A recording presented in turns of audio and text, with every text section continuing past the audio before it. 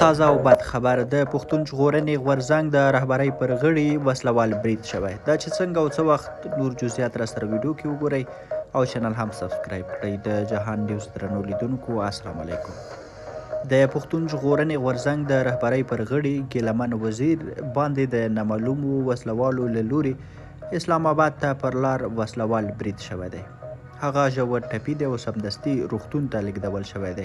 د غورځنګ ملګري وایي چې وضعیت یې ښه دی، لا معلوم نه دی چې برید چا کړی دی. ګیلمن وزیر یو بې وسلې مبارز دی چې وایي د خپل قوم او ولس د حقونو لپاره مبارزه کوي او غږ پورته کوي.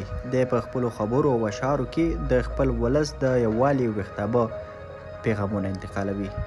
درنو لیدونکو له ملتیا مو مننه. د نورو معلوماتو لپاره له موږ سره اوسئ. ښه وخت ښه شي.